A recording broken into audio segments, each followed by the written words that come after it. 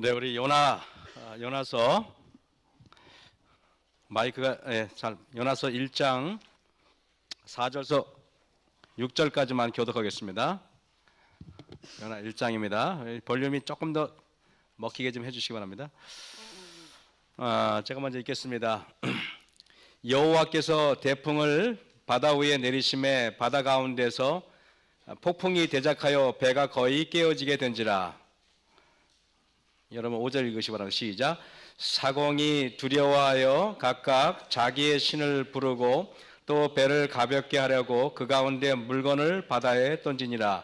그러나 요나는 배 밑층에 내려가서 누워 깊이 잠이 든지라. 선장이 나아가서 그에게 이르되 자는 자여 어찌미뇨 일어나서 내 하나님께 구하라. 혹시 우리 하나님이 우리를 생각하사 망하지 않게 하시리라 하니라 그랬습니다. 오늘은 여러분 참 그 아름다운 그 사진을 좀 여러분 감상하시면 감사하겠습니다. 보시면 여러분 그저 작품 사진입니다. 이게 세계적인 사진사들이 찍었는데 이런 걸 찍었더라고요. 이거는 이제 스위스 베른입니다. 베른인데 그 지붕인데 참 아름답죠, 도시가. 요거는 뭔지 모르겠습니다.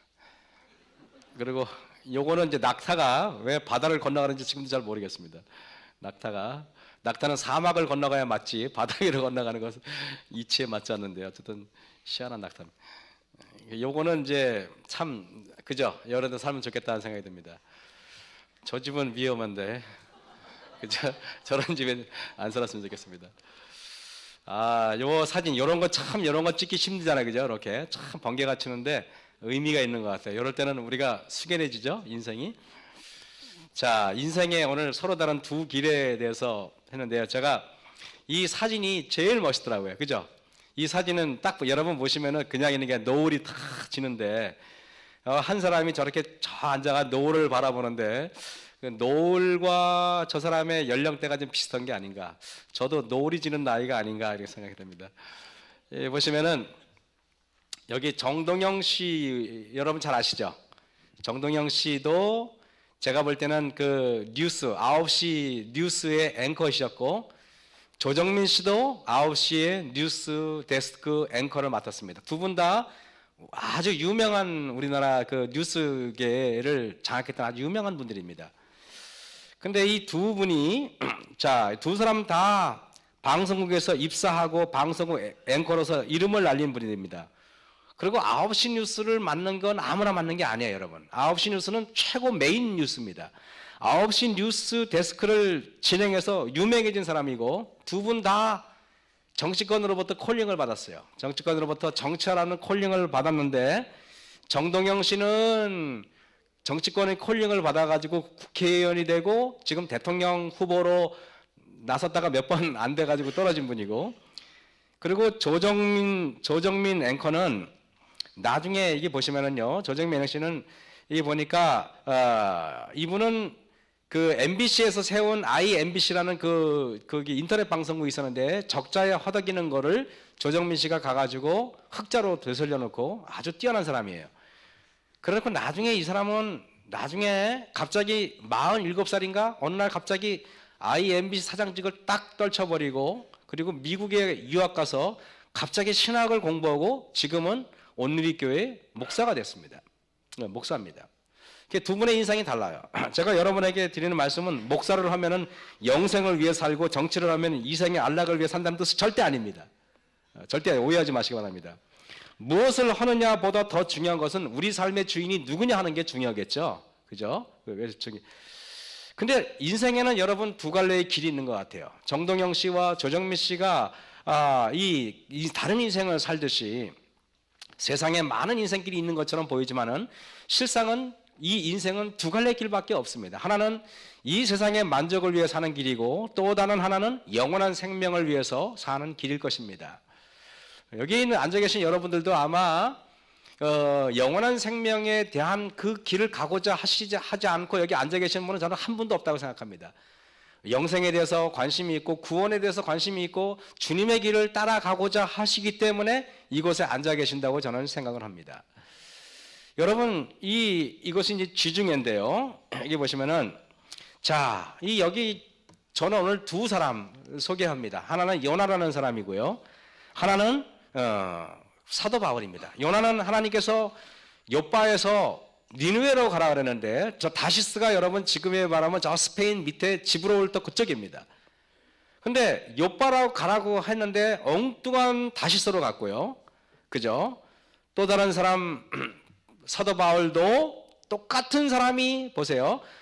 저것도 지중해고 이것도 지중해인데, 요나는 하나님의 말씀을 불순종하기 위해서 지중해를 떠났고, 사도 바울은 하나님의 말씀을 순종하기 위해서 지중해를 건넜습니다. 여러분, 요나서 1장 아까 우리가 읽은 것 중에서 보면은, 자, 다시스로 도망가는 요나, 하나님의 말씀을 어겨서 다시스로 도망갑니다. 여호와께서 대풍을 바다 위에 내리심에 바다 가운데 폭풍이 대작하여 배가 거의 깨어지게 된지라. 우리는 생각합니다. 그래, 요나가 하나님 말씀에 불순종해서 갔기 때문에 대풍이 내리는 것은 당연해. 일견 이해가 안 되는 것이 아닙니다. 여러분 다 이해하시죠? 왜냐하면 하나님 가라고 한 곳을 가지 않고 엉뚱한 데 갔으니까 당연히 풍랑이 일어나서 당연히 배가 그저 위험에 처해야 되는 것은 마땅하다고 저와 여러분이 생각하실 겁니다. 사공이 두려워하여 각각 자기의 신을 부르고도 배를 가볍게 하려고 가운데 바다의 물건을 다 던져버립니다. 그러나 요나는 배 밑층에 내려가서 누워 깊이 잠이 듭니다. 여러분 또 사도행전에 보면은 사도 바울은 지금 자기가 자기 발로 복음을 증거하기 위해서 로마로 가는 것입니다. 근데 사도 바울이 우리가 풍랑으로 심히 애쓰다가 이튿날 사공들이 짐을 바다에 풀어버리고 사흘째 되는 날에 배의 기구를 저의 손으로 다 내어버립니다. 불순종해서 지중해를 건너가던 요나도 그 배가 위험을 만나고, 하나님 말씀에 순종하기 위해서 배를 건너가도 위험에 똑같이 처합니다. 일견 이렇게 살아도 저렇게 살아도 이 결과는 똑같은 것처럼 보이는 것이 바로 우리의 인생인 것입니다. 그래서 여러분들이 여기에 뭐라고 말합니까? 사도 바울이 탄 배, 여러 날 동안 해와 별이 보이지 아니하고 큰 풍랑이 그대로 있음에 구원의 여망이 다 없어졌더라. 여러분, 하나님의 말씀에 순종해서 성령의 음성을 듣고 갔는데 마치 구원의 여망이 다 없어진 것처럼 보입니다. 그죠? 근데 저는 이걸 보면서 요나는 그런 똑같이 풍랑을 만났는데 요나는 배 밑층에 내려가서 깊이 잠이 들었지만은 사도 바울은 풍랑을 만난 배를 지금 진두지휘하고 있는 모습이 다르다는 것입니다. 이걸 보면서 아까도 얘기했지만 두 인생을 가는 모두에게 시련과 시험은 동일합니다. 여러분, 하나님을 열심히 믿었다고 해서 우리가 또 뭡니까 병이 안 드는 것도 아니잖아요. 삼육 서울병원에 가보면은 가끔 여러분들이 놀라면은 옛날에는 정말 훌륭한 목사님들, 복음을 증거했고 훌륭한 장로님들, 훌륭한 여지사님들이 삼육 서울병원에 가도 누워 계시고 병들어 계세요. 우리는 그 모습을 보면서 왜 저렇게 훌륭한 인생을 사는 저 목사님, 저 장로님, 저 집사님은 저렇게 누워 계실까 생각이 들 때도 있지 않습니까? 제가 이 교회, 마석교회 딱 발령이 나서 왔을 때 늘 우리 마석교회는 참 감사한 거는 우리 원로 목사님들이 계신 게 참 여러분들 복입니다. 근데 세상을 떠나보낸 우리 정용근 목사님을 지금도 추억합니다. 그죠? 제가 왔을 때 정용근 목사님은 우리 교계에서 알아주는 참 훌륭한 목사님이시잖아요. 그 목사님이 딱 오셨는데 당뇨병 걸리셔가지고 나중에는 위생병원에 입원하셨어요. 그래가지고 결국에는 갑작스럽게 돌아가셨지만은요. 그 목사님 볼 때마다 우리는 여러분들도 왜 그런 생각을 안 들겠습니까? 그러나 여러분, 하나님의 백성인 하나님의 백성들도 그럴 수가 있어요. 여기 창세기 12장에 있는 말씀을 보겠습니다. 여호와께서 아브라함에게 나타나 가라사대 때 내가 이 땅을 내 자손에게 주리라 하신지라. 그가 자기에게 나타나신 여호와를 위하여. 여러분, 아브라함은요, 저는 이 아브라함이라는 사람을 여러분에게 소개하기를 그는 어떤 사람입니까? 라고 저에게 여쭤보면 이렇게 말씀드리고 싶어요. 아브라함은 여호와를 위하여 인생을 산 사람이다. 이렇게 말할 수 있어요. 제가요, 우리가 이제 지난주에 우리가 입당 예배도 드리고 했지만은요, 우리가 자칫 잘못하면은 어떤 일을 할 때 나를 위하여 이런 일을 할 수가 있어요. 나를 위하여 전도할 수 있고, 나를 위하여 내가 봉사할 수 있어요. 나를 위하여. 여러분, 그러나 아브라함은 보세요. 여호와를 위하여 그곳에 단을 쌓고, 저와 여러분들이 여호와를 위한다면은 이 세상에 어떤 것이라도 여러분 다 이겨낼 수 있어야 됩니다. 여호와를 위하여 거기서 베델 동편 산으로 옮겨 장막에 치니 선은 베델이요 동은 아이라 그가 그곳에서 여호와를 위하여 단을 쌓고 여러분 한 발자국 옮길 때마다 그는 내가 정말 나를 위하는지 하나님을 위하는지를 살펴봤던 사람이 어디 있겠습니까? 여러분 저도 목회자지만은 목회자들이 가끔 합해서 여길 보내주면은 별로 불평하고 저기 보내주면 좋아하는 사람이 있어요. 정말 그 사람이 여호와를 위하는 목사라면은 어디를 보내줬는지 아멘하고 가야지. 여호와를 위한다면 말입니다. 그래 안 그래요? 그런데 여호와를 위하여 단을 쌓고 여호와의 이름을 부르더니 여러분 이렇게 매 발걸음마다 여호와를 위하여 매 발걸음마다 사는 이 아브라함, 누가 뭐래도 믿음의 조상 아닙니까? 근데 그 땅에 기근이 있으므로 아니 하나님께서 가라고 한 땅에 갔는데 여호와를 위하여 단을 쌓고 제단을 쌓는 삶을 살았는데 어찌된 영문인지 여러분 기근이 있고 먹을 것이 없어요. 여호와를 위하여 살았는데 여러분이 하나님 말씀대로 순종하고 살았는데 삶의 어려움이 닥치고 삶의 시련이 닥치고 고통이 닥친다고 당황하거나 여러분 이해하지 못한다고 머리를 흔들지 마시고 어려운 일이 닥쳐도 하나님께서는 여러분 여호와를 위하여 사는 아브라함이라도 하나님께서 이런 시련을 허락하신다는 것을 여러분 믿으시고 분명한 하나님 뜻이 있다고 믿으시고 위로받기를 간절히 바랍니다. 그 땅에 기근이 있으므로 아브라함이 애굽에 우거하려 하여 그리로 내려갔으니 이는 그 땅에 기근이 심합니다. 여러분 이러니까 아브라함이 시험을 받아요. 내가 분명히 여호와를 위하여 했는데 이런 일이 있으니까 나중에는 여러분 창세기에 보면은 그가 시험에 빠져가지고 뭐라고 말합니까? 너는 자기 부인 보고 자기 부인이 너무 이뻐가지고 애굽 남자들이 다 침을 질질 흘리니까 그러니까 자기 부인을 탐을 내니까 여기에 뭐라고 말합니까? 너는 내 남편이라고 하지 마라. 내 남편이라고 그러면 사람이 날 죽이니까 누이 동생이라 해라 그래. 그러면서 아브라함이 뭐라고 말하지 아십니까? 나는 이제 그대로 인하여 내 목숨을 보전하고 그대로 인하여 여러분 아브라함이 믿음에서 삐걱서니까 자기 부인의 치마폭에 쌓여서 부인 때문에 자기가 사는 줄 알아요. 부인 때문에. 저는 그래서 그 땅에 기근이 있으므로 그 땅에 기근이 심하였으므로 아브라함이 이런 시험을 당한 것입니다. 다니엘 같은 여러분 훌륭한 인격, 훌륭한 신앙을 가진 사람이 어디 있습니까? 이 다니엘도 사자굴 속에 들어가는 시험에 빠질 수 있다는 사실 여러분 아십니까? 제가 여러분 유태희 목사님 여기 에덴 요양병원에 계시잖아요. 유태희 목사님하고 사모님이신데요.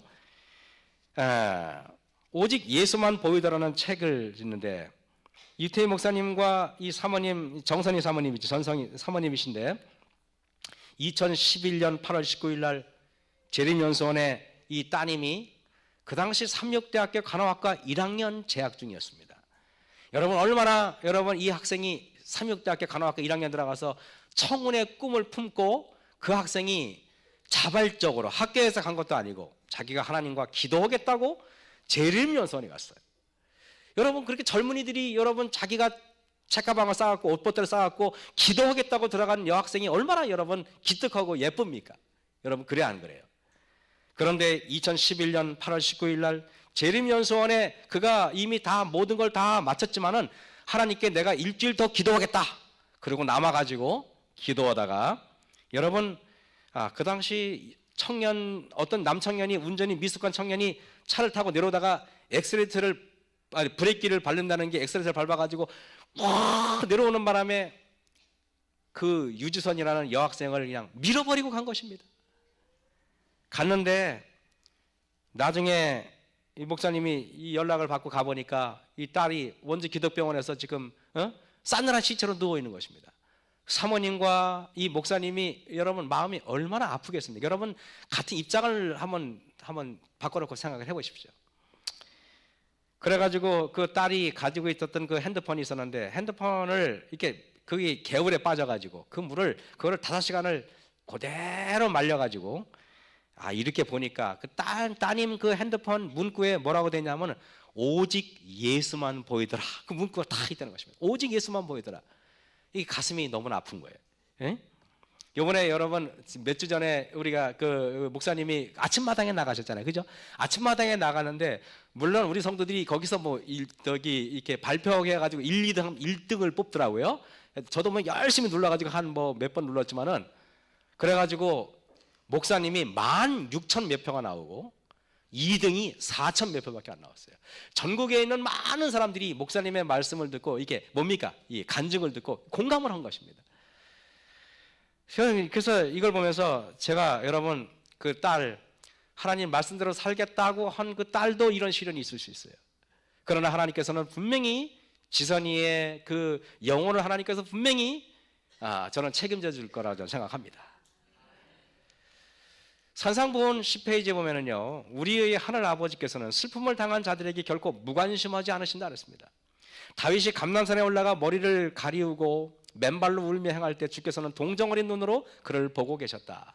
그는 울먹이는 말로 자기의 사정을 하나님께 고백했다. 그러자 주님께서는 당신의 종을 버리지 않으셨다 그랬습니다. 다윗이 무한한 사랑이신 하나님께 가장 사랑스러워 보인 때는 생명을 구하기 위해 그의 아들에게 선동되어 가담한 원수들을 피해 도망가면서 마음에 찔림을 받은 때였다. 여러분, 다윗이 아들에게 쫓겨가지고 도망갈 때 사람들은 다 손가락질했습니다. 네가 그런 짓을 하니까 당연히 그렇지 이러면서 다 손가락질하고 그래 아들한테 쫓겨나는 게 네가 참 꼴 좋다 이렇게 말했습니다. 아무도 그가 가는 곳에 박수를 보낸 사람이 없어요. 다 손가락질하고 다 비웃습니다. 그때 너무 놀랍게 예언의 신과 성경에 뭐라고 기록된지 아십니까? 하나님께서 다윗이 가장 이뻤을 때는 사람들로부터 손가락질 받고 멸시받았던 그때라는 것입니다. 여러분, 단상에 올라가 사람들로부터 칭송을 받을 때 내 마음이 나도 모르게 교만할 수 있어요. 여러분, 박수갈채를 받을 때 내가 노래를 잘하고 내가 설교를 잘해서 사람들로부터 박수갈채를 받을 때 사람들은 박수갈채를 보내는 줄 몰라도 하나님께서는 염려스러운 눈으로 나를 볼 수도 있다는 것입니다. 그러나 모든 사람들이 손가락질할 때 오히려 하나님께서는 그를 귀하게 볼 때가 있다는 것입니다. 저는 요나에 보면은 자기가 여호와의 낯을 피함인 줄을 그들에게 고하였으므로 무리가 알고 심히 두려워하여 내가 어찌하여 이렇게 행하였느냐 그랬습니다. 여러분, 요나는 뱀위층에 깊이 잠드니까 놀랍게 사람들이 그를 깨워요. 사람들이 그를. 우리가 하나님 말씀에 깨어나지 않으면은 세상 사람들이 우리를 깨워서 우리 영적으로 우리를 깨울 것입니다. 사도행전 27장에 보면은 나의 속한 바 곧 나의 섬기는 하나님의 사자가 어젯밤에 내 곁에 서서 말하되 하나님 말씀을 순종하기 위해서 바다를 건너고 있었던 사도 바울이지만은 그러나 여러분 똑같이 풍랑을 만났지만은 요나는 사람들이 그를 깨웠지만은 사도 바울은 하나님이 그를 깨우더라 이겁니다. 하나님이. 저는 이걸 보면서 여기 사회부 기자였던 이 조정민 앵커에 대해서 잠깐 말씀드리겠습니다. 이 조정민 앵커가 어떻게 신자가 됐는지를 살펴보면 매우 흥미로운 일이 있습니다. 이 사람은 골프광입니다. 골프광. 저도 뭐 가끔 일주일에 한 번씩 하와이로 어려서 골프 치러 다니지만은요. 매일 새벽에 골프 연습장에서 이 사람이 골프를 쳐야 하루를 시작합니다. 이 사람은 골프에 미친 사람이에요. 그런데 새벽에 가는데 시간이 새벽밖에 없으니 새벽에 가는데 자기 와이프가 온누리교회 다니는데 골프 연습장이 그 온누리교회 바로 옆이에요. 그래가지고 골프 연습을 마치고 했더니 자기 부인이 새벽 기도를 와서 안 나와서 그래가지고 왜 속된 말로 옆에 나가게 안 나오나 하면서 짜증 섞인 얼굴로 교회에 들어갔더니 이 교인들이 울고 불고 통성기도 하잖아요. 우리는 얌전히 기도하지만 개신교 알잖아요. 그냥 뭐 벽을 치면서 엉엉 울면서 막 기도하니까 이 조정민 앵커 입장에서 볼 때는 미친 사람들이야. 미친 사람들. 그래가지고 이 사이비 집단을 자기가 몰래 잠입 취재해가지고 이걸 카메라 고발을 해야겠다. 왜냐하면 카메라 고발을 만든 사람이 바로 조정민 씨거든. 이 사람이니까 이 카메라 고발을 해야겠다 해가지고 자기가 잠입 취재하기로 결정을 합니다. 그래가지고 이 사람이 새벽 기도를 한 게 아니라 어느 날 그랬더니 자기 부인한테 여보 나도 새벽 기도 나가고 싶어. 그랬더니 부인이 이 사람이 미쳤나? 그래서 이 사람이 나왔는데 사실은 새벽기도 나오고 싶은 게 아니라 뭐라고요? 잠이 취재해가지고 지금 카메라 고발하려고 지금 이 사이비 집단 뭐 미친 듯이 우는 이 미친 사람들을 하기 위해서 이 사람이 갔습니다. 일주일 동안 새벽기도에 참석하기로 했는데 처음에는 이 낱낱이 이들의 이 부조리와 비리를 고발하겠다고 아주 그냥 단단히 준비를 하고 이 사람이 갔습니다. 그런데 그가 새벽기도에 참석한 지 4일째 되는 날이었습니다. 자신의 가슴을 울리는 목사님의 말씀을 듣고 자기도 모르게 가슴이 이렇게 잔잔히 메워져 오는 것입니다. 그러면서 찬미가 먼저는 435장, 지금은 437장으로 바뀌었죠. 내 무거운 죄짐을 벗어난 노래 있죠. 그 찬미를 부르는데 갑자기 자기 자신이 너무도 무거운 짐을 졌다는 생각이 드는 것입니다. 내 무거운 죄짐을 벗어 주 예수께 내려놓고, 여기에 보면은 그렇죠? 여기에 보면 있죠. 내 무거운 죄짐을 벗어 주 예수께 내려놓고 저 십자가 사랑을 믿어 죄사함을 너 받으라. 주 예수께 조용히 나가 내 마음을 드리어라. 늘 은밀히 보시는 주님 그 은혜로 상 주시리. 이 찬미를 하는데 자기도 모르게 하염없이 눈물이 흐르는 것입니다. 그리고 여기 보면은 주 예수의 은혜를 입어 내 슬픔이 없어지리. 자기가 성공한 9시 뉴스 앵커였고 사회부 기자였고 사람들이 말할 때 소위 성공하고 잘 나가는 사람이었지만 왠지 모르게 자기 인생이 너무나 무겁고 너무나 힘들고 너무도 고통스럽고, 여러분 기자라는 직업이 알잖아요. 그냥 좋은 일만 있겠습니까? 너 왜 그따구 보고를 했냐 그러면서, 여러분 기자만큼 인생이 힘든 인간이 없어요. 이 세상에 다른 건 다 해도 기자는 하지 말아야 돼. 진짜입니다. 여러분 아세요? 기자 힘든 겁니다. 여러분 기자가 힘든 거예요. 하나님 말씀을 이렇게 선포해도 욕을 먹는데 기자들은 오죽하겠습니까? 내 이웃을 늘 사랑하며 너 받은 것 거저주라. 주 예수께 조용히 나가 내 마음을 드려라. 늘 은밀히 보시는 주님 그 은혜로 상 주시리. 이 말씀 이걸 보면서 여러분, 그러면서 여기에 주 예수를 친구로 삼아 내 옆에 모셔라. 제가 오늘 아침까지만 해도 곽은 시사한테 이거를 특창을 좀 부르게 해야겠다는데 잊어먹었어? 지금이라도 부를 수 있나? 어디 도망갔나? 어디가 없어. 그죠? 3층에 있나? 저기 숨어 있구나. 저분한테 저걸 내가 부르게 해야지 했는데 내가 까먹었어.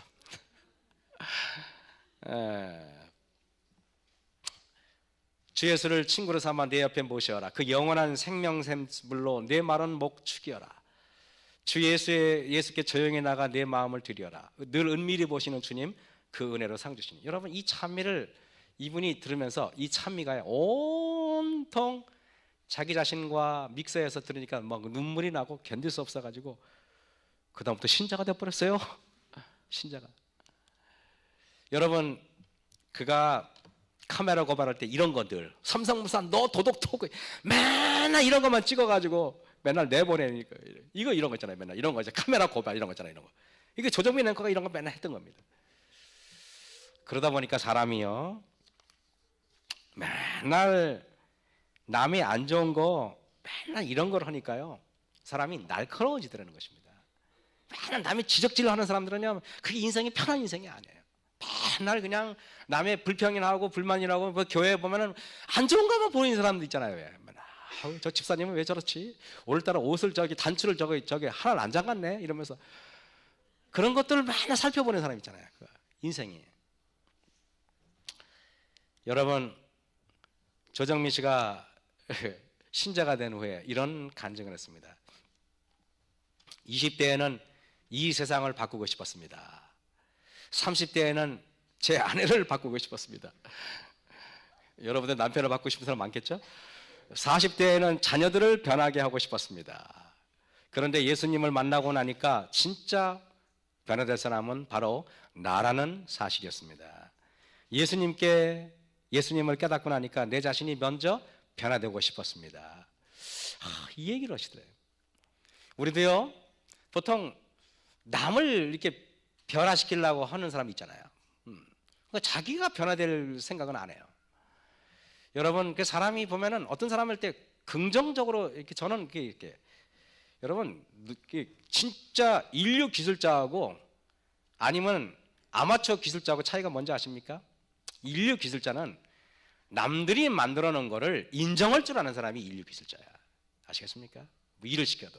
하류 기술자들은 자기가 최고인 줄 아는 게 하류입니다.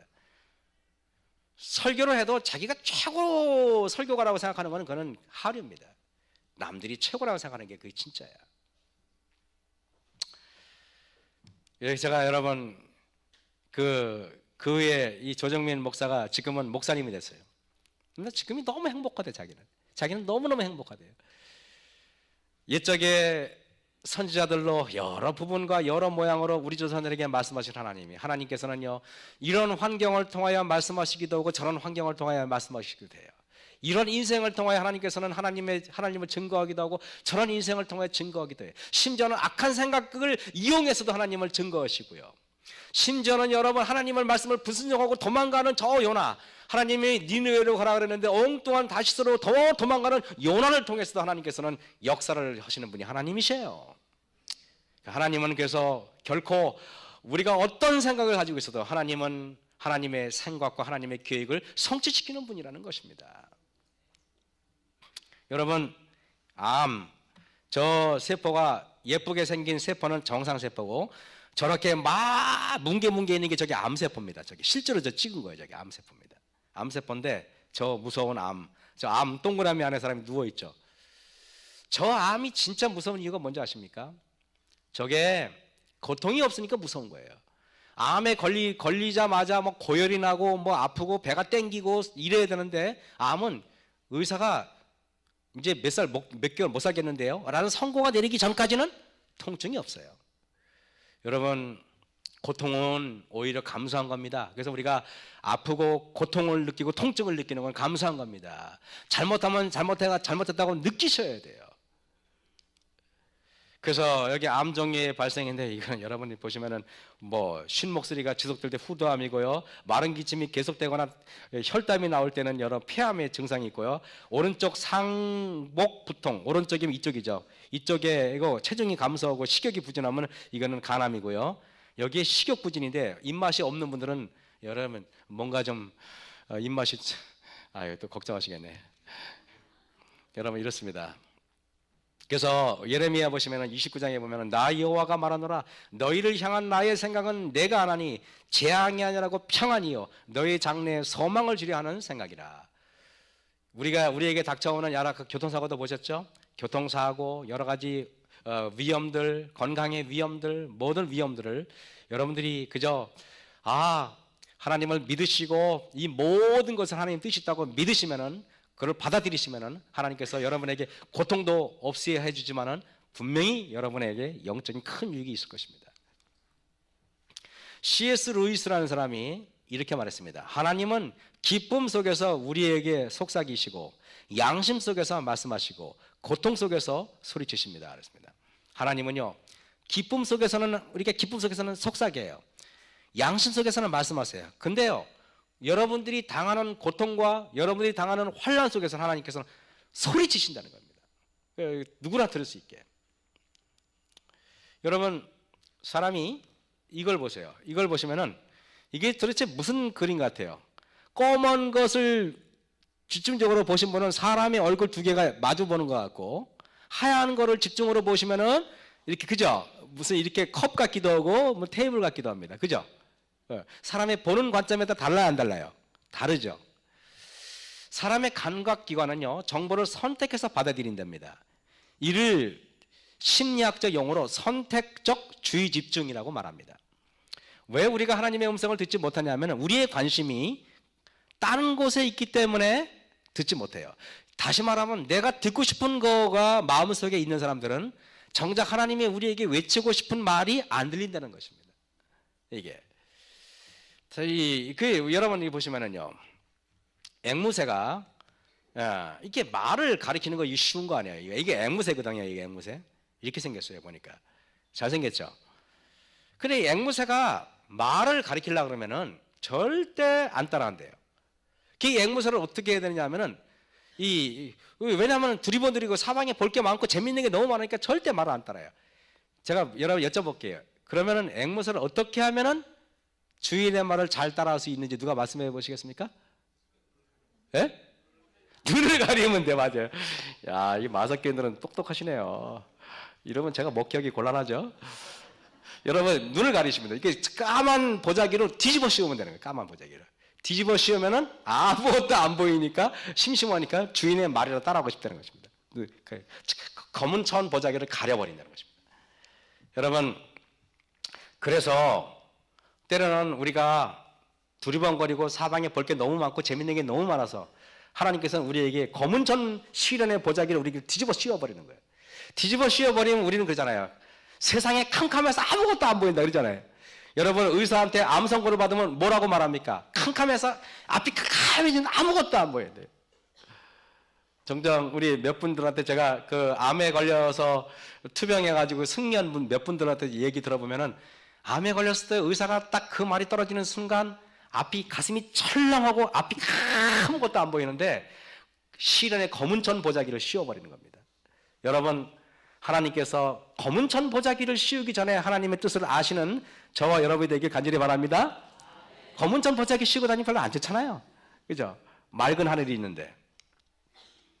그래서 여기 보면은 신물견에 보면 우리가 항상 주님을 우리 앞에 모시고 마음으로부터 그분에게 감사와 찬송을 돌린다면 우리의 신앙생에는 늘 새로운 힘을 얻게 될 것이다. 여러분, 마음으로부터 그분에게 감사하잖아요.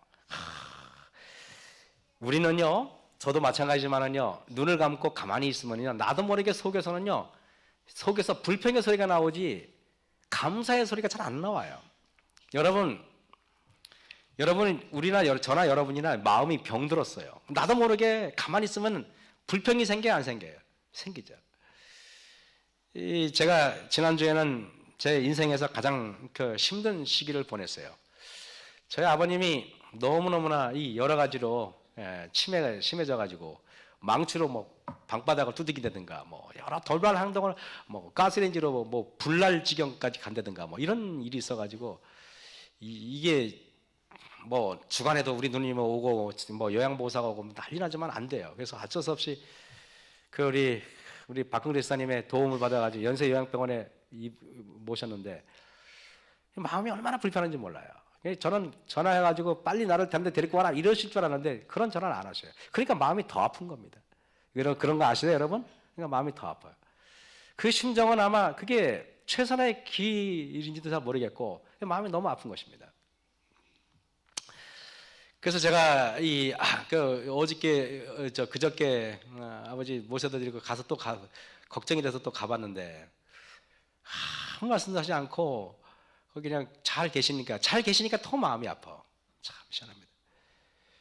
예. 그 사람이라는 게 이게 제가 살면서 이렇게 어저께도 그렇고 오늘도 그렇고 잠이 잘 안 오는 겁니다. 가슴이 이렇게 왜 여러분 아시죠, 그죠? 뭔가 모르게 이 부담이 있는 겁니다. 아프고 죄송하고 그런 마음은 제가 뭐라고 표현을 못해요. 저는 이런 기분을 느껴본 건 처음이에요. 너무 아파. 그래서 꿈에도 아버지가 나타나고 그냥 길 걸어가도 잘 나타나고 힘겨운 것입니다. 여러분, 저는 여러분에게 있어요. 우리 마음이 이렇게 힘들지만은 마음으로부터 그분에게 감사와 찬송을 돌린다면 우리의 신앙생에는 늘 새로운 힘을 얻게 될 것이다. 그는 우리에게 당신의 오묘한 뜻을 개인적으로 말씀해 주실 것이다.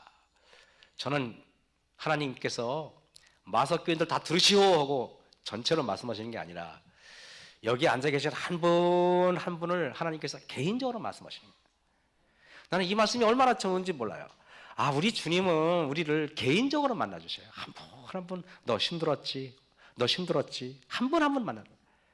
여러분 감사하십니까? 그게 얼마나 좋은지 몰라요.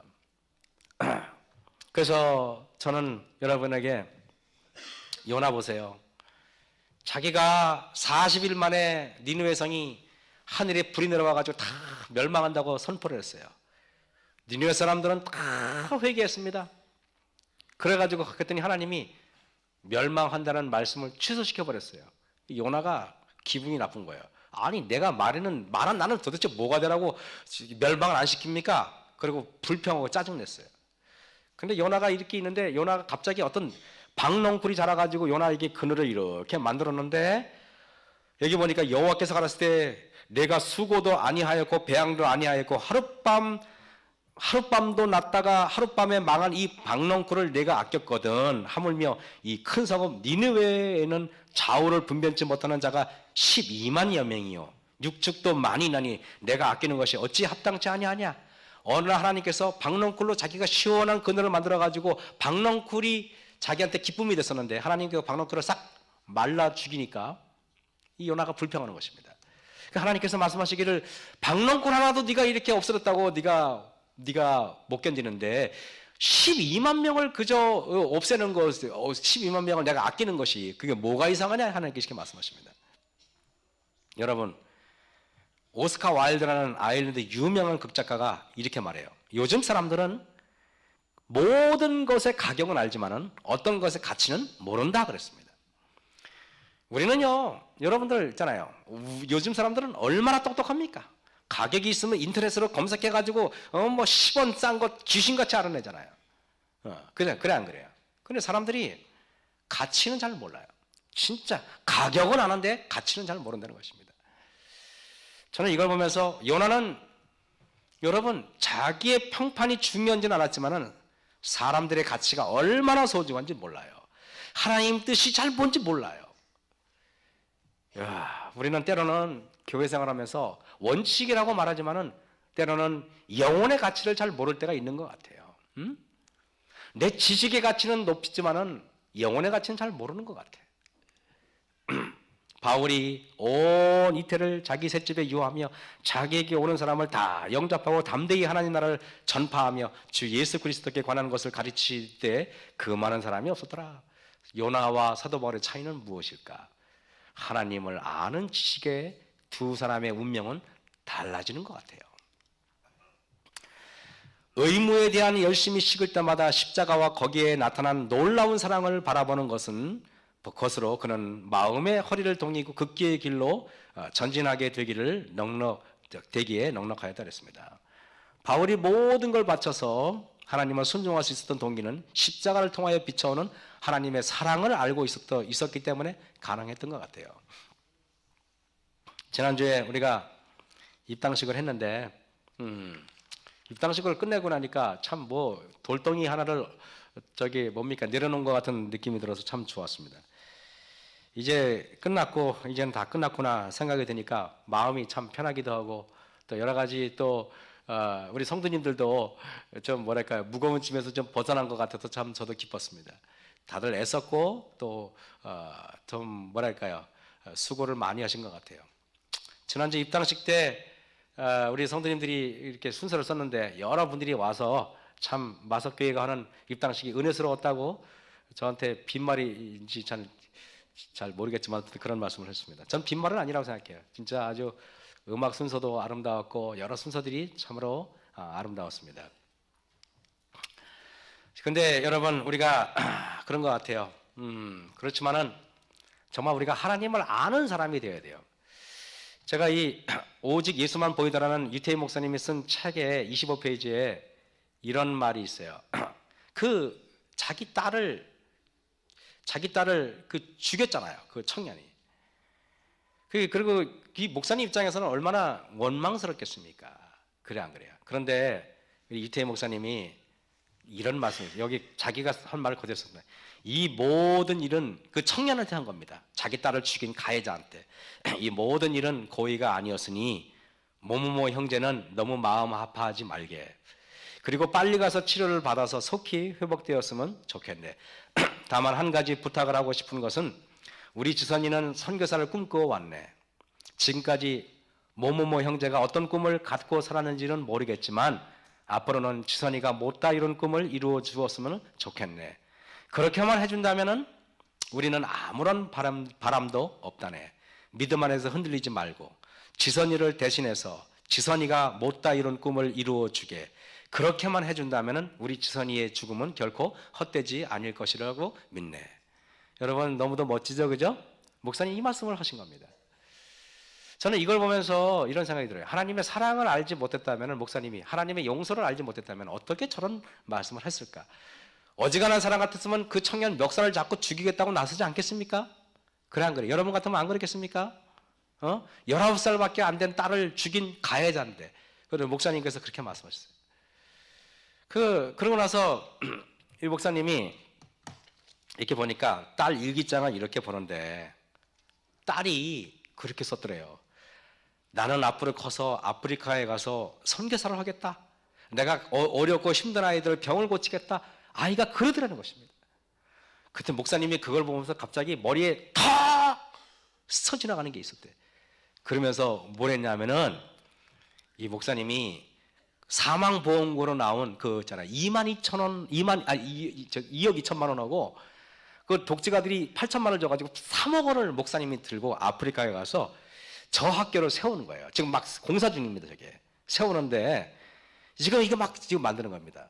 그래가지고 그 학교 이름이 유지선 학교예요. 유지선 학교. 그래가지고 정말 이 딸 하나가 비록 죽었지만 이 아이가 여러분 그 뭡니까 밑바탕이 돼가지고 수많은 유지선이가 지금 막 생겨나는 것입니다. 수많은 유지선이가. 그래가지고 지금 학교를 만들었는데 지금 여기 우리 전광수 목사님이 가서 거기서 전력을 다해서 일했어요. 그리고 옆에는 저 옆에는 지난번에 남원주교회 왔던 장로님 중에 한 분이 이진철 장로님이라고 저분이 자원봉사 갔어요. 가가지고 그걸 줬는데 그래서 저 완성이 됐습니다. 여러분 그 딸을 잃은 후 여기 거기 어떤 조선닷컴이라는 데서 그 유씨 유태희 목사님은 거기 유씨라고 했어요. 유씨와 아내 전연희 씨의 삶은 절망이었다. 그리고 반년이 흘러 아버지는 우연히 딸이 남기고 간 일기장을 보게 됐다. 일기장 곳곳에 나중에 아프리카에서 의료봉사를 하면서 가난함과 질병에 신음하는 사람들을 돌보며 살고 싶다고 써 있었다. 그 순간 그의 머릿속은 딸의 꿈을 대신 이루어주고 싶다는 생각으로 가득 절망이 희망으로 바뀌는 순간이었습니다. 유태희 목사님은 딸의 사망보험금을 들고 가서 그 일을 했습니다. 여러분 어찌 보면은 이것은 그 지선이가 비록 일찍 갔지만은 오히려 그는 하나님께서 분명히 그 영혼을 하나님께서 받아준다고 저는 생각을 하거든요. 그래서 하나님께서는 오히려 더 큰 일을 유태희 목사님은 하지 않았는가 이 생각이 들어요. 지금도 올해도 벌써 가셨어요. 저희 교회도 많지는 않지만은 얼마간 우리 유 목사님 거기 가시는데 가서 좀 하라고 얼마 좀 드렸어요. 그래서 제가 볼 때는 참 우리 교회에서 쓴 돈 중에서 유태희 목사님 가실 때 이 유지선 학교 좀 도우라고 준 돈이 저는 가장 보람된 돈 중에 하나가 아니었나 생각이 듭니다. 네. 그래서 완공까지는 꼬박 3년이 걸렸는데 유태희 목사님이 그런 말씀하세요. 전광수 목사님이 아니었다면 아마 3층까지 올리지 못했을 것이다. 전광수 목사님이니까 그냥 미친 사람처럼 이분은 정말 불도저예요, 불도저. 전광수 목사님이 3억 가지고 우리는 보면 3억 가지고 10억짜리 공사를 한 거랑 마찬가지예요. 이 건물 보세요. 커요, 안 커요, 여러분? 저게 3억 갖고 질 수 있는 건물입니까, 저게? 잘 졌어요. 저렇게 져가지고 저도 언제 한번 기회가 되면 가보고 싶어요. 교실 8개 300여 명을 수용할 수 있는 학교, 4만 평 대지에 자급자족할 수 있는 학교가 됐습니다. 지선이의 길은 여러분 비록 그가 일찍 우리 곁을 떠났지만은 하나님께서 그를 통하여 더 큰 역사를 이루고 있다는 사실입니다. 하나님은 절대 의인의 죽음을 헛되게 보내지 않는다는 것입니다. 여러분 어쨌든 오늘 하나님께서 이런 우리의 뜻을 알고 우리가 정말 세상의 길이 아닌 영적인 구원의 길로 나아가시는 저와 여러분이 되길 바라면서 말씀 마치겠습니다.